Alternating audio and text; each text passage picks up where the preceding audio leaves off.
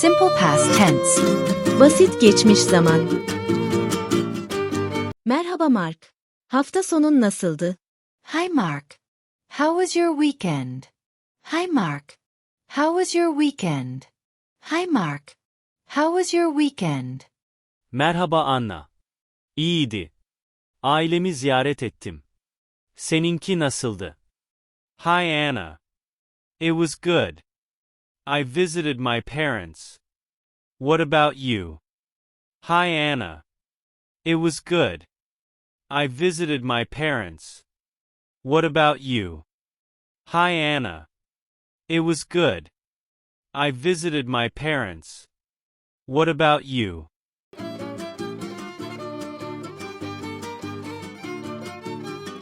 Güzel. Şehirde kaldım. Cumartesi gecesi bir konsere gittim. Nice. I stayed in the city. I went to a concert on Saturday night. Nice. I stayed in the city. I went to a concert on Saturday night. Nice. I stayed in the city. I went to a concert on Saturday night. Gerçekten mi? Konserde kim çaldı? Oh really? Who played at the concert? Oh really? Who played at the concert? Oh really? Who played at the concert?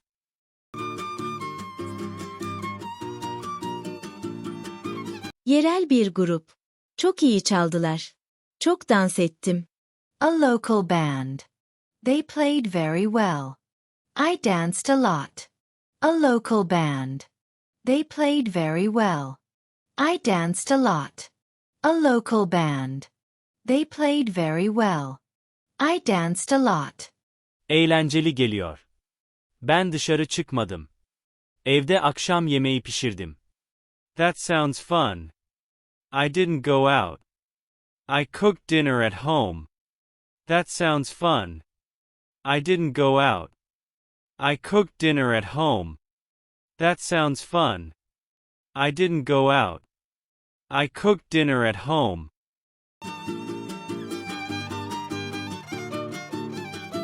Ne pişirdin? What did you cook? What did you cook? What did you cook? Makarna yaptım. Ama yaktım. Mutfak dumanla doldu. I made pasta. But I burned it. The kitchen was full of smoke. I made pasta. But I burned it. The kitchen was full of smoke. I made pasta. But I burned it. The kitchen was full of smoke.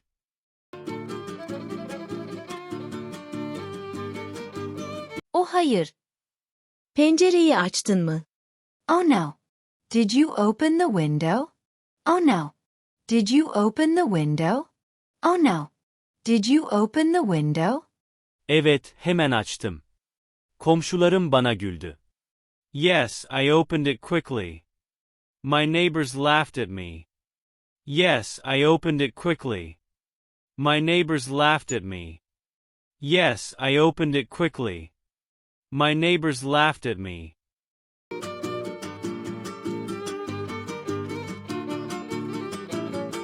Yazık sana. Konserden sonra bazı eski arkadaşlarla kafede buluştum. Poor you. After the concert, I met some old friends in a cafe. Poor you. After the concert, I met some old friends in a cafe. Poor you. After the concert, I met some old friends in a cafe. Harika. Orada uzun süre kaldınız mı? That's great. Did you stay there long? That's great. Did you stay there long? That's great. Did you stay there long?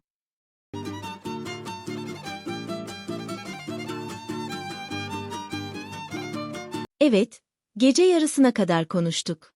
Çok fazla kahve içtim.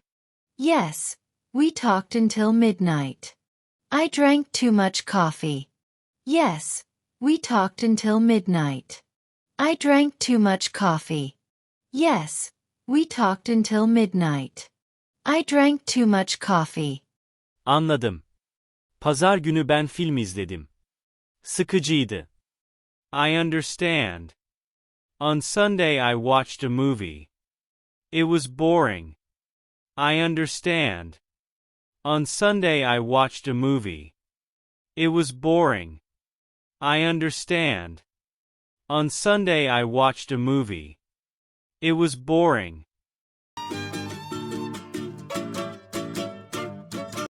Ben de film izledim ama heyecanlıydı. Beni ağlattı.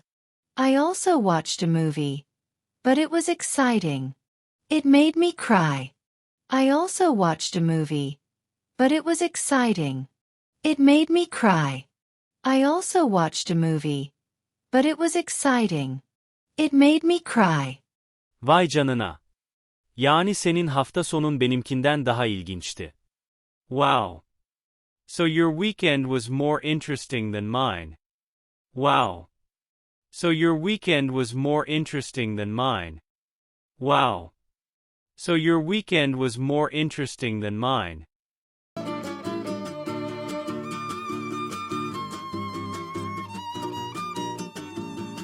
Hi Mark. How was your weekend? Hi Anna. It was good. I visited my parents. What about you? Nice. I stayed in the city. I went to a concert on Saturday night. Oh really? Who played at the concert? A local band. They played very well. I danced a lot. That sounds fun. I didn't go out. I cooked dinner at home. What did you cook? I made pasta. But I burned it. The kitchen was full of smoke. Oh no. Did you open the window? Yes, I opened it quickly. My neighbors laughed at me. Poor you. After the concert, I met some old friends in a cafe. That's great. Did you stay there long? Yes, we talked until midnight. I drank too much coffee. I understand. On Sunday I watched a movie. It was boring. I also watched a movie, but it was exciting. It made me cry. Wow.